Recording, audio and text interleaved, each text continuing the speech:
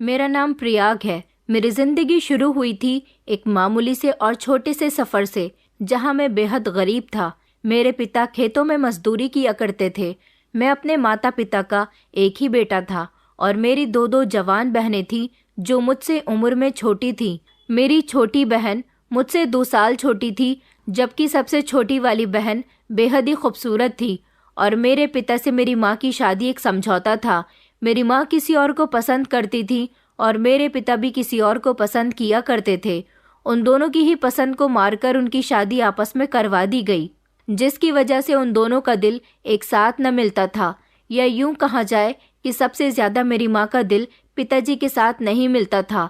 मेरी दोनों बहनें ही पढ़ाई कर रही थी। मैं काफी समय से नौकरी की तलाश में था, क्योंकि पापा के मरने के बाद घर के हालात बहुत खराब हो गए थे। पापा जिस तरह घर को मेंटेन किए हुए थे, मुझसे वो सब नहीं हो रहा था। मैं अपनी 2 बहनों का इकलौता भाई और अपने माता पिता का इकलौता बेटा था, इसलिए लगभग सबका ही लाडला था। हर कोई मुझसे प्यार करता था, हर कोई मेरे साथ अच्छे से पेश आता था। क्योंकि हमारे पूरे ही खानदान में लड़कियां ज्यादा थीं और मैं अपने पूरे खानदान में एक ही लड़का था, इसलिए मुझे भरपूर इज्जत दी जाती थी और अहमियत भी दी जाती थी।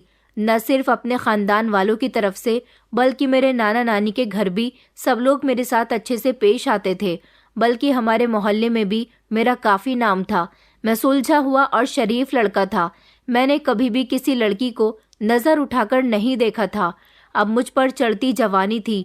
मेरे पापा के होते हुए कभी मैंने गलत लड़कों के साथ उठना बैठना नहीं किया था, क्योंकि मेरे पापा मुझसे बहुत प्यार करते थे और उन्हें डर लगता था कि कहीं मैं दुनिया के उस गलत माहौल में न खो जाऊं, जहां मेरे पिता का सर नीचे झुके और उनका बेटा किसी गलत संगत में पड़ जाए, या फिर उनके बेटे को आगे चलकर कोई नुकसान पहुंचे। मेरे पिता हमेशा मुझ पर नजर रखते थे, हमेशा मुझे शराफत और इज्जत का पाठ सिखाया करते थे। हमेशा यही बताया करते थे कि हमें बहू बेटियों की इज्जत करनी चाहिए। वो मेरी बहनों से भी बहुत प्यार करते थे और मेरी बहनों को भी अच्छी बातें ही सिखाया करते थे। इसलिए मैं हमेशा अपने पिता की हर बात मानता था। कभी मैंने किसी लड़की को तंग नहीं किया था। मैं हर लड़की की इज्जत किया करता था और सड़क पर हमेशा निगाह नीची करके चलता था। इसकी इकलौती वजह सिर्फ मेरे पिता थे, जो कि अच्छे इंसान होने के साथ साथ एक बेहद ईमानदार इंसान भी थे। गांव के सारे ही लोग उनकी बहुत इज्जत किया करते थे और उनकी तारीफ करते किसी का मुंह नहीं रुकता था। मगर जहां तक मेरी माँ का सवाल था, वो तो बहुत ही मॉडर्न औरत थी। मेरे पिता की शादी शहर की लड़की से हो गई थी, इसलिए मेरी माँ की सोच बिल्कुल अलग थी और वो हमेशा शहर जाकर रहना चाहती थी। दोनों की ही अरेंज मैरिज हुई थी, इसलिए दोनों ने समझौता किया और अपने घर को बसाने की कोशिश की। इसमें सबसे ज्यादा साथ मेरे पिता का था, जो अपने बच्चों की खातिर अपनी पत्नी के साथ गुजारा कर रहे थे। मेरे पिताजी अपने तीनों बच्चों को अच्छे संस्कार दिया करते थे, जबकि हमारी माँ ऐसी बिल्कुल भी नहीं थी। उन्होंने कभी हमें कुछ नहीं सिखाया था। मेरी माँ को लड़कों से दोस्ती करने का बहुत शौक था। शादी के बाद भी वो मर्दों के सामने आना जाना करती रहती थी। ये बात जब मेरे पिताजी से बर्दाश्त होनी बंद हो गई, तो उन्होंने माँ से कह दिया था कि अगर तुम अपनी हरकतों से बाज नहीं आई तो मैं तुम्हें बहुत जल्द ही छोड़ दूंगा। मेरे माँ पिताजी हर दूसरे तीसरे दिन झगड़ा करते रहते थे और ये सब हम अपनी आंखों से तीनों भाई बहन देखते रहते थे, जिसकी वजह से हम तीनों भाई बहन की परवरिश पर गलत असर पड़ रहा था। पिताजी हमेशा माँ को समझाया करते थे कि तुम किस तरह की माँ हो, घर में बेटियां हैं बेटा है, तुम्हें ऐसे देखकर वो क्या सीखेगा और बेटियां ऐसी ही बनेंगी जैसे तुम हो। मगर माँ को तो कोई फर्क ही नहीं पड़ता था। हाँ, हम तीनों भाई बहन पर इसका जरूर असर पड़ता था। उन दोनों के झगड़े से हम तीनों डर जाते थे। मेरी दोनों बहनें तो रोने के लिए बैठ जाती थी और मैं खामोश हो जाता था और सोचता रहता था कि पता नहीं हमारे घर में सब कुछ कब ठीक होगा और हमारे घर का माहौल भी खुशियों भरा और सुकून भरा होगा। जब मेरी माँ पिताजी की कोई बात नहीं मानती थी, तब उन लोगों के बीच बहुत झगड़ा होता था, क्योंकि मेरी माँ की आदत थी वो सच संवर कर पड़ोस के घरों में जाया करती थी। ये बात मेरे पिता को बिल्कुल भी पसंद नहीं थी और किसी भी मर्द से बातें कर लिया करती थी। उनको किसी भी मर्द से बात करने में शर्म नहीं आती थी। घर में उनकी जवान बेटियां थी, वो ये भी नहीं सोचती थी कि उनकी ऐसी हरकतों से उनकी बेटियों पर क्या और कैसा असर पड़ेगा। मेरी बहनें तो मेरी माँ पर नहीं गई थी। कभी कभी मुझे ऐसा लगता था जैसे पिताजी बेवजह ही माँ पर गुस्सा करते रहते हैं। हो सकता है कि पिताजी को कोई गलतफहमी होती हो। मेरी माँ एक हंसमुख औरत थी जो ज्यादातर सबसे ही हंसकर बात किया करती थी। शायद वो एक शक करने वाले इंसान है, लेकिन ये शक मेरे दिल से उस दिन दूर हुआ था जब पिताजी के काम पर जाते ही माँ ने घर के अंदर 2 मर्दों को बुला लिया था। ये सब जब मैंने अपनी आंखों से देखा तो मुझे यकीन हो गया कि मेरे पिता अपनी पत्नी पर गलत शक नहीं करते, लेकिन वो मेरी माँ थी, मैं उनको बुरा भला कैसे कह सकता था। इसलिए मैं खामोश रहा। अगर मुझसे कोई कहता कि तुम्हें अपने माता और पिता में से किससे सबसे ज्यादा प्यार है, तो मैं यही कहता कि मुझे सबसे ज्यादा प्यार अपनी माँ से है, क्योंकि माँ सारा दिन घर में रहती थी, मेरा ख्याल रखती थी, मेरे लिए खाना बनाया करती थी, मुझे अपने हाथों से खाना खिलाया करती थी। वो इतना ख्याल मेरी बहनों का भी नहीं रखती थी जितना कि मेरा रखती थी। इसलिए मैं सबसे ज्यादा लाडला अपनी माँ का था और सबसे ज्यादा प्यार भी उनको ही किया करता था। मेरी बहनें भी बहुत अच्छी थी, घर के कामकाज किया करती थी और साथ ही साथ पढ़ाई भी कर रही थी। एक दिन पिताजी हमें इस दुनिया से छोड़कर चले गए। हमें उनकी मौत पर बहुत अफसोस हुआ था।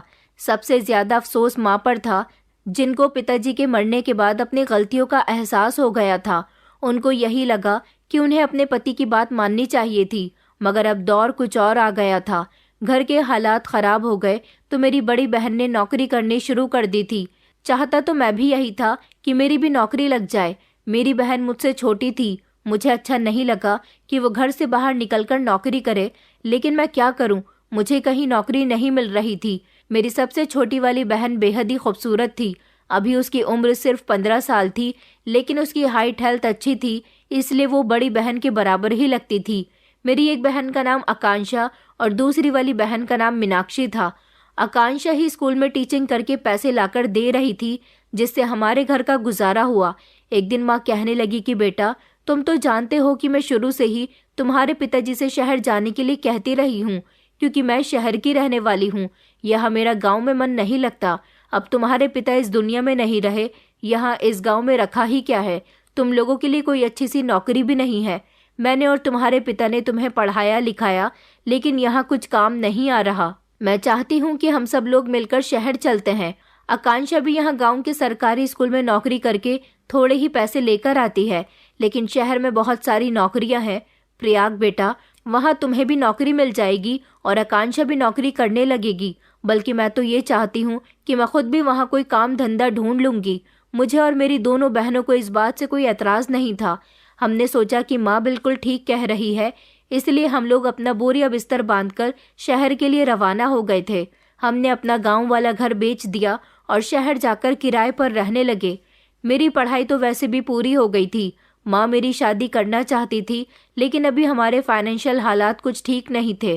पहले मैंने सोचा था कि मैं अपनी बहनों की शादी करूंगा। छोटी बहन की भले ही ना कर सकूं, उसकी शादी में अभी काफी समय है, लेकिन आकांक्षा की शादी पहले कर दूंगा, उसके बाद ही अपनी शादी करूंगा। मगर मुझे ये नहीं पता था कि शहर जाने के बाद मेरे रंग ढंग सोच विचार सब कुछ बदल जाएंगे। मैं गांव में था तो एक सादगी भरी जिंदगी गुजार रहा था, लेकिन जैसे ही शहर पहुंच गया तो वहां मैं खुद पर कंट्रोल नहीं कर सका। यहाँ शहर में मेरे नए दोस्त बने। शहर में हमने किराए का घर ढूंढ लिया था और हमने अपना गांव वाला घर जो बेचा था उसके पैसे हमारे पास मौजूद थे। उन पैसों से मैंने आकांक्षा की शादी कर दी। यहाँ शहर में ज्यादा समय तक मेरी बहन नौकरी तो न कर सकी, लेकिन इतना हो गया था कि उसके लिए एक अच्छा लड़का मिल गया था। मेरी बहन अपने ससुराल में बस गई थी और हम लोग यहाँ शहर में अच्छी तरह से एडजस्ट हो गए थे। मुझे भी शहर का माहौल अच्छा लगा था। अब पता चला कि माँ क्यों हमेशा पिताजी से शहर आने के लिए लड़ती रहती थी। मेरे पिता शुरू से ही अपने गांव में रहे थे, इसलिए उन्हें गांव के माहौल की आदत थी। उन्हें वैसे भी माँ का मॉडर्न माहौल और उनके मॉडर्न ख्याल पसंद नहीं थे। यहाँ शहर आने के बाद मेरी एक छोटी सी कंपनी में नौकरी लग गई थी, जहाँ मुझे अच्छे पैसे मिल जाया करते थे।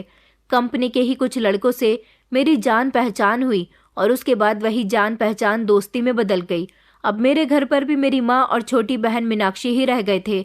मीनाक्षी अभी अपनी पढ़ाई कर रही थी। यहाँ शहर आने के बाद उसे अच्छी शिक्षा हासिल हुई। शहर आने के बाद सब कुछ बिल्कुल ठीक चल रहा था। हमारे पास सब कुछ था। अगर कुछ नहीं था तो वो था हमारा अपना घर, जिसका हर महीने हमें ज़्यादा कीमत पर किराया देना पड़ता था। लाइट का बिल, गैस का बिल, ये सारी ही चीज़ें मेरी कमर तोड़कर रख दिया करती थी और मैं अकेला ही कमाने वाला था। मगर इस समय मेरी माँ ने मदद की।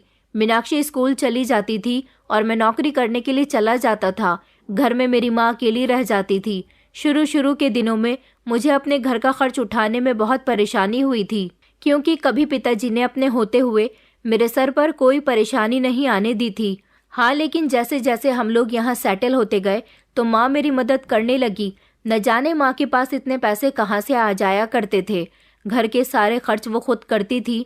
मुझे तो बस हर महीने घर का किराया देना होता था। माँ के पास इतने पैसे कहाँ से आते थे, इस बात की सच्चाई भी एक दिन मुझे पता चल गई थी। मुझे तो लगा था कि पिताजी के मरने के बाद माँ सुधर गई है। एक दिन जब मैं ऑफिस से जल्दी घर आ गया और जैसे ही घर के अंदर दाखिल हुआ तो मैंने यहाँ शहर के इस किराए वाले घर से भी कुछ मर्दों को निकलते हुए देखा। और ऐसा मैंने सिर्फ एक बार नहीं बल्कि कई बार देखा था। वो अकेले घर में होने का फायदा उठाया करती थी। तभी तो मैं सोचता था कि उनके पास इतने पैसे कहाँ से आते थे। मेरी आधी सैलरी तो घर का किराया देने में निकल जाती थी और बाकी के पैसे मैं अपने ऊपर खर्च कर लिया करता था। माँ ना तो घर के खर्चों के लिए मुझसे पैसे मांगती थी और ना ही उन्हें कभी पैसों की ज़रूरत हुई थी। अब मुझे समझ आ गया था, लेकिन मैं खामोश था। अपनी माँ से कोई सवाल नहीं कर सका। फिलहाल ये सब कुछ मेरी माँ मेरी छोटी बहन के और मेरे पीछे किया करती थी। जिंदगी इसी तरह से गुजर रही थी। मुझे नहीं पता था कि यहाँ शहर का माहौल और रंग ढंग कैसा होता है, लेकिन यहाँ मेरे नए दोस्तों ने मुझे सब कुछ सिखा दिया था। वो मुझे बार और क्लब भी लेकर जाते थे। मैं उनके साथ स्मोकिंग भी करने लगा था। देर रात तक घर आने लगा था। मैं हर तरह से बिगड़ चुका था। हाँ, मगर किसी औरत या लड़की पर मैंने अभी तक गलत नज़र नहीं डाली थी, क्योंकि मुझे अपने पिताजी की कही हुई बात बहुत अच्छे से याद थी। वो हमेशा मुझे यही सिखाया करते थे कि बेटा, हर औरत और लड़की की इज्जत किया करो। हमारे घर की बहू बेटियां हमारे घर की इज्जत होने के साथ साथ रौनक भी होती है। अगर किसी की बेटी की इज्जत चली जाए तो उसकी रौनक भी साथ साथ चली जाती है। मैंने अपने पिताजी की इस बात पर अपनी गांठ बांध ली थी, लेकिन मुझे ये नहीं पता था कि यहाँ शहर आने के बाद मैं अपने पिता की कही हुई एक एक बात को भूल जाऊंगा। मैंने अपनी पुरानी नौकरी छोड़ दी थी, जिसको मैंने यहाँ शहर में आते ही किया था। मैं दिमाग से बहुत इंटेलिजेंट था, अच्छा खासा पढ़ा लिखा था, सब कुछ बहुत अच्छे से जानता था। मुझे ऐसा लगा कि गुजरते हुए वक्त के साथ साथ मुझे सैलरी कम मिल रही है, इसलिए मैंने उस नौकरी से अपनी जान छुड़ा ली और जहाँ ज़्यादा सैलरी मिल रही थी वहाँ नौकरी करने लगा। लेकिन वहाँ मेरी परफॉर्मेंस बहुत ही अच्छी रही। नौकरी करते करते मुझे उस कंपनी का मैनेजर बना दिया गया और अब मैं अपने बॉस का राइट हैंड बन चुका था। मेरे पास अब पैसों की कोई कमी नहीं रही थी। हमारे हालात बहुत अच्छी तरह से बदल गए थे। ये सब कुछ मेरी माँ की प्रार्थनाओं का नतीजा था, जो हमेशा मेरे कामयाब होने की प्रार्थना करती रहती थी। शहर आने के बाद पूरी तरह से हमारे दिन बदल गए थे। मुझे कामयाब होने में लगभग 7 साल का समय लग चुका था और मेरी उम्र 32 साल हो गई थी।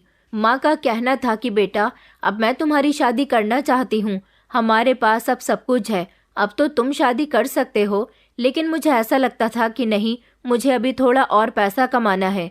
मेरी बहन पूरी तरह से जवान हो गई थी और बेहद ही खूबसूरत थी। मेरा कहना था कि मुझे अभी शादी करने में 5 साल का समय और लगेगा, तब तक आप मीनाक्षी का रिश्ता तय करो। हम मीनाक्षी की शादी बहुत धूमधाम से करेंगे। माँ कहती थी कि बेटा, जब तक तो तुम्हारी उम्र और ज़्यादा निकल जाएगी। मगर मेरा मानना था कि पैसा बहुत ताकतवर होता है। मेरी उम्र निकल जाएगी तो क्या हुआ, मेरे पास ज़्यादा पैसा होगा तो मुझे शहर की सबसे खूबसूरत लड़की भी मिल जाएगी। अभी तो फ़िलहाल 2 साल तक मेरी बहन ने भी शादी से इनकार कर दिया था। उसका कहना था कि वो अभी और पढ़ाई करना चाहती है। ऊपर वाले ने मुझे और कामयाब कर दिया और अब मैं अपनी ही कंपनी का मालिक बन गया था। मैंने एक छोटी सी अपनी कंपनी अलग खोल दी थी, जिसमें मैं बिजनेस करने लगा था। अब जो थोड़े बहुत पैसों की तंगी थी वो भी पूरी हो गई थी। मैंने अपना ही बड़ा सा घर खरीद लिया था, अपनी कार भी खरीद ली थी और घर में हर तरह की सहूलत मौजूद कर दी थी। मैं बहुत खुश रहने लगा था। मेरे अंदर पैसा आने के साथ साथ घमंड भी आने लगा था। मुझे ऐसा लगता था जैसे मैं पैसे से सब कुछ खरीद सकता हूँ। मैंने लड़कियों पर गंदी नज़र रखना शुरू कर दी थी। मेरे सामने जो भी लड़की आती, बस मैं उसको इस्तेमाल करने के बारे में सोचता था। मेरी कंपनी में एक शेखर नाम का लड़का नौकरी करता था। उसकी अभी हाल फिलहाल में ही शादी हुई थी। उसने मुझे अपनी शादी में इनवाइट किया था।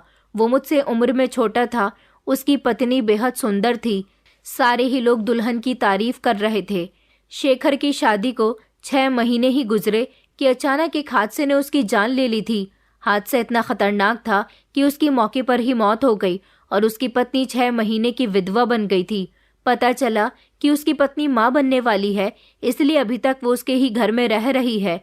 मुझे जब ये बात ऑफिस के लोगों के थ्रू पता चली तो मैंने सोचा कि मुझे उसकी पत्नी की कुछ मदद करके आनी चाहिए।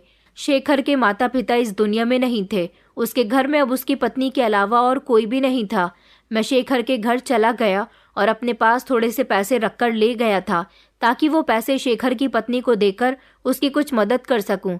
जब मैं वहां पहुंचा तो उसकी पत्नी ने मुझसे बहुत अच्छे से बात की, मगर ना जाने कि उसकी पत्नी की सुंदरता देखकर मेरी नियत उस पर खराब होने लगी। एक पल के लिए मैंने ये भी सोचा कि नहीं, वो बेचारी विधवा है और माँ भी बनने वाली है, मगर फिर भी मेरे दिमाग में शैतानी ख्याल आने लगे और मैंने उसके अकेलेपन का फायदा उठाते हुए उसे घर के अंदर दबोच लिया और उसके साथ वो किया जो मुझे नहीं करना चाहिए था। वो बेचारी बेसुध जमीन पर पड़ी हुई थी। मेरा काम हो गया तो मैं वहां से जाने लगा। उसने मुझे जाते हुए देखकर आवाज लगाई और कहने लगी कि आपने मुझ जैसी अबला के साथ ठीक नहीं किया। आज आपने मेरे साथ ये सब किया है। मेरी बद्दुआ है आपको भी कि आपके भी किसी अपने के साथ कुछ ऐसा ही होगा जिसकी तकलीफ आपसे देखी नहीं जाएगी। मैं जोर जोर से हंसने लगा और कहने लगा कि तुम मुझे बद्दुआ दे रही हो। तुम्हारी बद्दुआ मुझे नहीं लगेगी। अब तुम्हें मुझसे कोई नहीं बचा सकता क्योंकि मेरा तुम पर दिल आ गया। अब मैं यहाँ हमेशा आता रहूंगा, तुम्हारी मदद करने नहीं बल्कि तुम्हारे साथ अपना दिल भरने के लिए। वो जोर जोर से चीख रही थी, रो रही थी, लेकिन उसके रोने का मुझ पर कोई असर नहीं पड़ा। अब मैं हर दूसरे तीसरे दिन रात के समय उसको इस्तेमाल करने के लिए आ जाता था, मगर एक गड़बड़ हो गई थी। इसी बीच उसकी हालत बहुत बिगड़ गई और उसने अपने बच्चे को खो दिया जो उसके पति की आखिरी निशानी थी। मैंने उसका इलाज करवाया। वो जब भी मुझे अपने सामने देखती मुझे बद्दुआ ही दिया करती थी। उसकी बद्दुआओं से मुझे कोई फर्क नहीं पड़ता था। मुझे ऐसा लगता था जैसे जिसका इस दुनिया में कोई नहीं होता उसकी बद्दुआ सुनने वाला भी कोई नहीं होता और बद्दुआओं से कुछ नहीं होता। शेखर की पत्नी दिन ब दिन कमजोर होती जा रही थी, लेकिन कुछ समय तक उसे इस्तेमाल करने के बाद मेरा उससे दिल भर गया था। फिर मैंने कभी उससे मिलने की कोशिश नहीं की। वो इस शहर में अकेली थी, यहाँ उसका कोई भी नहीं था, पर मैंने उसे अच्छी तरह से डरा धमका दिया था कि अगर तुमने मेरे बारे में किसी को भी कुछ बताया तो अच्छा नहीं होगा। तुम मुझ पर बाद में इल्जाम लगाओगी, पहले मैं तुम्हें इतना बदनाम कर दूंगा कि तुम किसी को अपना मुंह दिखाने लायक नहीं रहोगी। तभी तो वो काफी समय तक खामोश रही। भले ही उसकी जबान से कुछ न निकलता था, मगर उसके दिल से निकलने वाली बद्दुआ मेरे लिए इकट्ठी हो रही थी। इस तरह अब मैं कहीं न कहीं मुंह मार लिया करता था और अपनी इच्छा किसी भी लड़की से पूरी कर लिया करता था। कोठे पर जाकर या फिर किसी लड़की पर मेरा दिल आ जाता, वो खामोशी से राजी होकर मेरी बात मान लेती तो ठीक, वरना जबरदस्ती करने में मैं देर नहीं लगाता था। मैं सारी सारी रात घर नहीं आता था। मैं अपनी माँ का इकलौता सहारा था और अपनी बहन का भी। एक दिन मेरी माँ ने मुझसे सवाल किया कि बेटा, तुम सारी सारी रात घर से बाहर क्यों रहते हो? तुम जानते हो कि यहाँ तुम्हारी माँ और बहन घर में अकेली होती हैं। दिन तो हम लोग जैसे तैसे गुजार लेते हैं, लेकिन रात को मुझे तुम्हारी फिक्र लगी रहती है। जिनके घर में मर्द नहीं होते, लोग उन लोगों के घर पर बहुत जल्दी नजर रखने लगते हैं। आखिर तुम कहाँ जाते हो? मैंने उस दिन पहली बार अपनी माँ से बदतमीजी की थी और कहा कि मैं कहीं भी जाऊं, आपको मुझ पर नजर रखने की जरूरत नहीं है और आप ये कब से अच्छी और समझदारी की बातें करने लगी हो? आपको मेरे बिना डर लगता है? ये बात कहकर मैंने जोर जोर से हंसना शुरू कर दिया। मेरी माँ मुझे गौर से देख रही थी क्योंकि वो भी नहीं समझ पा रही थी कि आखिर उनके बेटे को क्या हो गया।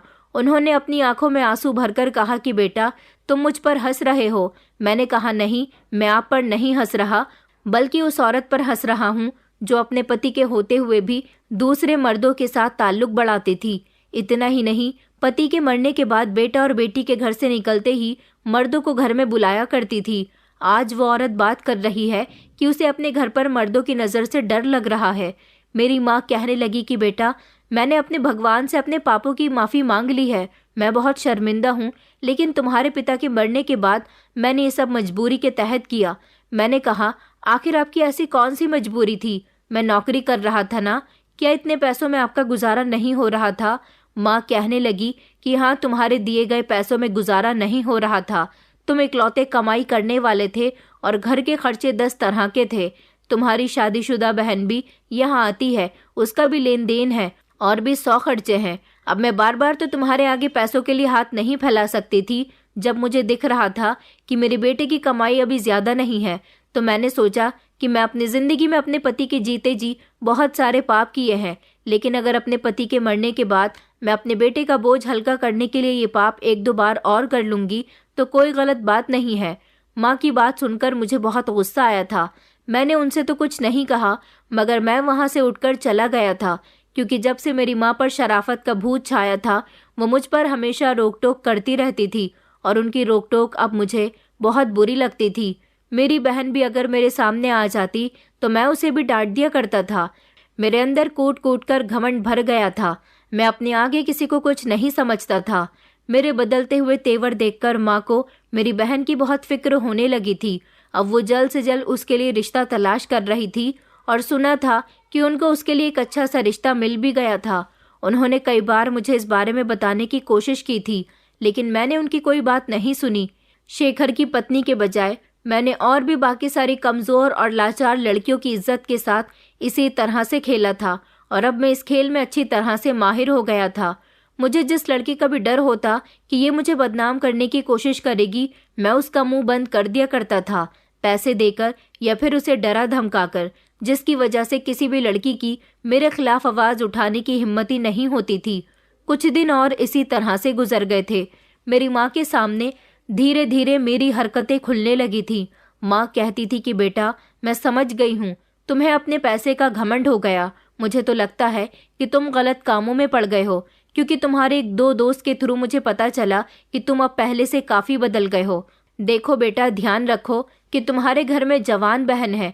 तुम्हारे पिता हमेशा तुम्हें यही समझाया करते थे कि किसी भी औरत पर गलत नजर मत डालना। घर में तुम्हारी बहन भी मौजूद है। अगर कभी किसी ने उस पर गलत नजर डाली तो तुम्हें कैसा महसूस होगा? मैं हमेशा अपनी माँ को ये कहकर चुप करा दिया करता था कि ऐसी बातें आप पर शोभा नहीं देती। कभी आपने अपने पति की इज्जत का ख्याल नहीं किया तो फिर आप मुझे ये सीख मत दिया करो। मुझे नहीं पता था कि मेरे किए का आगे चलकर क्या नतीजा निकलने वाला है। मैं तो हमेशा वही करता था जो मेरा मन करने लगा था। शादी करके मैं अपने आप को कैद करना नहीं चाहता था। सुना था कि जब लड़कों की शादी हो जाती है तो वो जितना अपनी जिंदगी को अपनी मर्जी के मुताबिक जीना चाहें, लेकिन शादी के बाद जिंदगी में बदलाव आ ही जाते हैं। पत्नी रोक टोक करने लग जाती है और बच्चे भी हो जाते हैं। मगर मैं ऐसा कुछ नहीं चाहता था। मैं चाहता था कि अभी मैं अपनी जिंदगी को और ज्यादा एंजॉय करूं। जो मेरा मन करता वो सब कुछ करूं। मेरे रास्ते में कोई रुकावट नहीं आनी चाहिए। अगर कोई लड़की मुझे बद्दुआ देती तो मैं बाद में बैठकर सोचा करता था कि मैंने गलत किया, मगर फिर ये सोचता था कि मैंने कुछ भी गलत नहीं किया। अमीर लोग कभी कुछ गलत नहीं करते, ये सारे तो उनके शौक होते हैं, बल्कि गलती तो हमेशा गरीबों से होती है। एक दिन मेरे दोस्त की बर्थडे पार्टी थी। उसने अपने घर में ही बर्थडे पार्टी रखी थी और वहां पर उसने कुछ लड़कियों को भी बुलाया था। वहां से मौज मस्ती करने के बाद मैं अपने घर के लिए रवाना हुआ। रात काफी हो चुकी थी। सिग्नल पर गाड़ी रुकी तो मैंने फौरन ही अपनी जेब से लाइटर निकालकर सिगरेट जला लिया था। इतने ही देर में एक लड़की दौड़ती हुई मेरे पास आई और कहने लगी कि भगवान के नाम पर साहिब जी थोड़े से पैसे दे दो। मेरे भाई बहन सुबह से भूखे हैं, मुझे उनके लिए खाना लेकर जाना है। सुबह से लोगों से भीख मांग रही हूँ, इतने पैसे जमा नहीं हुए कि अपने भाई बहन के लिए खाना लेकर जा सकूं। वो मेरे आगे हाथ जोड़कर कहने लगी कि साहब प्लीज पैसे दे दो ना। वो इतनी खूबसूरत लड़की थी कि उसकी सुंदरता उसके फटे पुराने कपड़े और उसके मेले रंग के पीछे छुप गई थी। शायद वक्त और हालात ने उसे ऐसा बना दिया था। गरीबी इंसान को क्या कुछ करने पर मजबूर नहीं कर देती। शायद गरीबी के कारण और अपने परिवार का पेट भरने के लिए ये सड़क पर भीख मांगने के लिए उतर आई है। वो इतनी सुंदर थी कि मेरा चेहरा उसके चेहरे पर अटक कर रह गया था। वो कम उम्र की खूबसूरत लड़की थी। रात के अंधेरे में उसकी सुंदरता चमक रही थी। काफी देर तक मैं उसे देखता रहा था। उसको देखते ही मेरी उस पर नियत खराब होने लगी थी। बस मुझे तो जैसे तैसे अपने मकसद को उससे पूरा करना था। मैंने सोचा कि क्यों न इस लड़की का भी इस्तेमाल किया जाए भले ही वो भीख मांगने वाली लड़की थी, लेकिन फिर भी मेरा दिल इस पर आ गया था। मैं काफी समय तक उसके चेहरे की तरफ देखता रहा तो वो मेरी आंखों के सामने हाथ हिलाते हुए कहने लगी कि साहब, थोड़ा जल्दी कीजिए, मेरे बूढ़े पिता और छोटे भाई बहन घर में अकेले हैं और भूखे हैं। वो लोग मेरा इंतजार कर रहे होंगे। रात काफी हो चुकी है, मुझे अपने घर जाना है। मैं जाऊंगी तभी उन लोगों का पेट भरेगा। उन्हें मुझसे उम्मीद है, मैं उनकी उम्मीदों को तोड़ना नहीं चाहती। उसके शब्दों में बेहद तकलीफ थी और दर्द छुपा हुआ था जिसको मैं अच्छी तरह से नोटिस कर रहा था। अगर मैं चाहता तो उसकी मदद कर देता और खामोशी से वहां से चला जाता, मगर मुझे भी तो अपना मकसद पूरा करना था। आज तक बिना फायदे के तो मैंने किसी का भी साथ नहीं दिया था, चाहे वो एक छोटा सा बच्चा हो या कोई जवान। मैं हमेशा ही अपना मतलब निकालने में कामयाब रहता था और इस लड़की से तो मेरा बहुत बड़ा मतलब था। मैंने उससे कहा कि मैं तुम्हें पैसे देने के लिए तैयार हूँ, पहले आओ तो मेरी गाड़ी में बैठ जाओ, मैं तुम्हें तुम्हारी मदद के मुताबिक पैसे भी दे दूंगा और आगे एक बहुत शानदार होटल है, वहां से तुम्हारे भाई बहन के लिए खाना भी पैक करवा दूंगा। उसके बाद तुम अपने घर आसानी से चली जाना।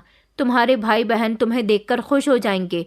वो अजीब नजरों से मेरे चेहरे की तरफ देखने लगी और कहने लगी कि साहब, मैं आप पर कैसे यकीन कर सकती हूँ। मेरे पिताजी ने मुझे मना किया हुआ है कि किसी के साथ कहीं मत जाना, भीख लेना और उसे जाने देना। मैं आपके साथ कहीं नहीं जा सकती और ना ही आपकी गाड़ी में बैठ सकती हूँ।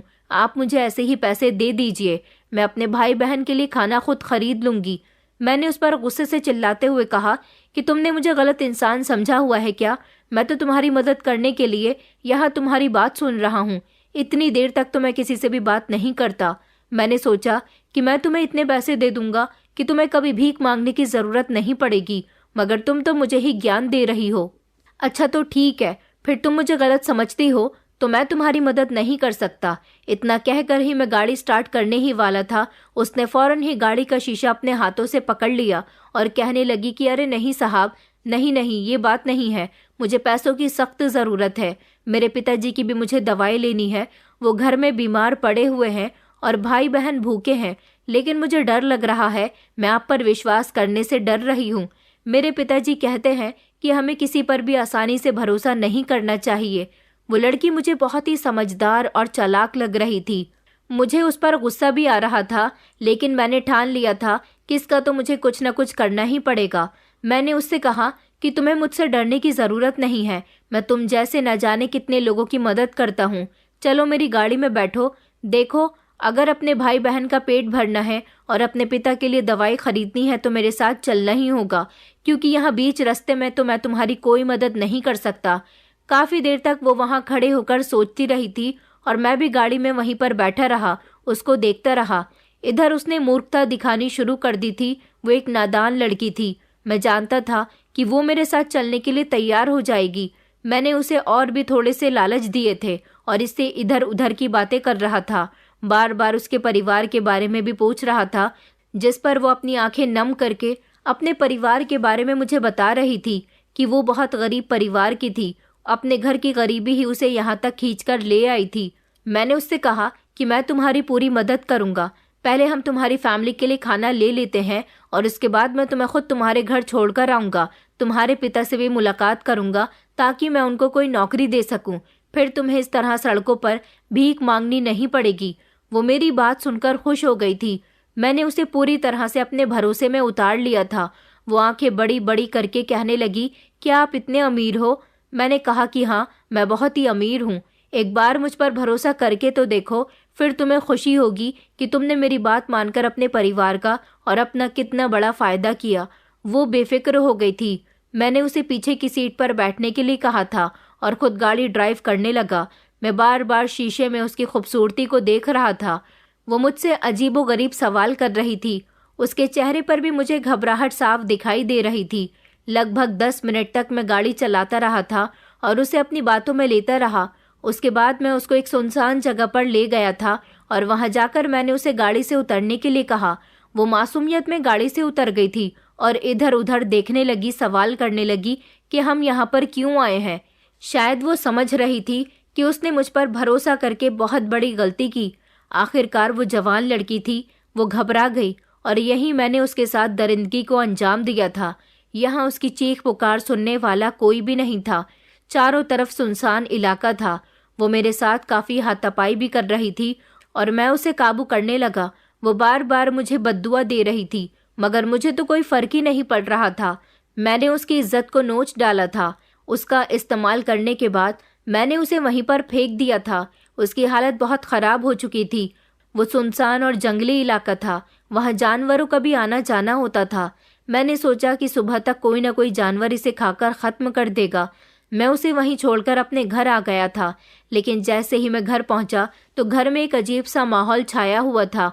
हमारे घर पर पुलिस आई हुई थी। पुलिस को देखकर मैं घबरा गया। मैंने देखा कि मेरी माँ भी तड़प तड़प कर रो रही थी। मैंने कहा, ये सब क्या हो रहा है? माँ ने मुझे रोते हुए बताया और कहने लगी कि बेटा तुम कहाँ थे? मैं तुम्हें कब से फ़ोन लगा रही हूँ, तुम फ़ोन ही नहीं उठा रहे हो। देखो बेटा, शाम के 4 बजे से तुम्हारी बहन गायब है, कॉलेज से आई ही नहीं। मैंने उसे हर तरफ तलाश कर लिया। कॉलेज वाले कहते हैं कि वो तो वहाँ से निकल गई थी। उसकी सारी सहेलियों से भी मैंने पूछताछ कर ली है, किसी को भी हमारी मीनाक्षी के बारे में कुछ नहीं पता। माँ की बात सुनकर मेरे पैरों तले से ज़मीन निकल गई थी। मैंने कहा, माँ मीनाक्षी इधर कहीं ही होगी, आपने नेबर्स में चेक किया या नहीं?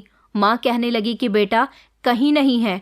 मजबूरन मुझे पुलिस को बुलाना पड़ गया, मगर पुलिस वाले कहते हैं कि 24 घंटे से पहले उसकी गुमशुदगी दर्ज नहीं करेंगे। मैंने कहा, ऐसा कैसे नहीं करेंगे? आप मेरी बहन को तलाश करिए, मेरी बहन कहाँ गई? पुलिस वालों ने कहा कि हम यहाँ आपकी माँ जी के कहने पर आ गए हैं, लेकिन हम 24 घंटे से पहले किसी की भी गुमशुदगी दर्ज नहीं करते। आप अपने दोस्तों में, रिश्तेदारों में, आस पड़ोस में अपनी बहन को तलाश करिए, उसके बाद हम लोग कोई एक्शन उठाएंगे। सारे आस पड़ोसी तो हमारे घर में मौजूद थे। मैं अपनी बहन को तलाश करने के लिए उसी समय घर से निकल गया था। उसके कॉलेज भी दोबारा से गया था। जितने लोगों को भी मेरी बहन जानती थी, मैं उन सब के पास चला गया था, लेकिन मेरी बहन मुझे कहीं नहीं मिली थी। धीरे धीरे 24 घंटे भी पूरे हो चुके थे। पुलिस ने भी मेरी बहन को तलाश करना शुरू कर दिया था, लेकिन मीनाक्षी का कुछ पता नहीं चल पा रहा था। मेरी माँ का रो रो कर बुरा हाल हो चुका था। परेशान तो मैं भी हो गया था कि आखिर मीनाक्षी कहाँ चली गई। मेरे दोस्तों को जब ये बात पता चली तो उन्होंने मुझसे कहा कि तुम्हारी बहन थी भी तो इतनी खूबसूरत कि कोई भी उसे देखकर उस पर फिदा हो सकता था।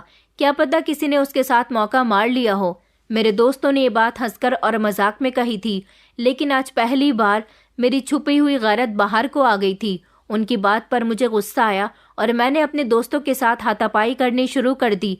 कहा कि तुम लोगों की हिम्मत कैसे हुई मेरी बहन के बारे में ऐसी बातें करने की।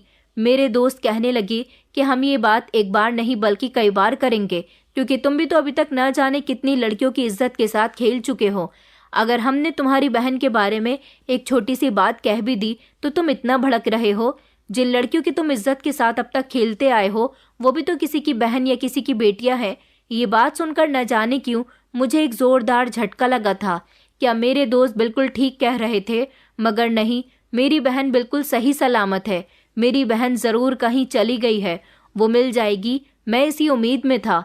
इधर घर में मेरी माँ ने रोना पीटना डाला हुआ था कि मेरी बेटी को जल्द से जल्द वापस लेकर आओ। मेरी शादीशुदा बहन और उसका पति भी हमारे घर पर आ गए थे। वो लोग भी हर तरह से मीनाक्षी को तलाश करने की कोशिश कर रहे थे।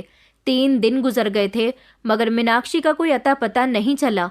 उधर अखबारों में और सोशल मीडिया पर ये खबर हमारे शहर की चर्चा में थी कि जंगलों वाले रास्ते पर एक लड़की की बुरी हालत में लाश मिली है।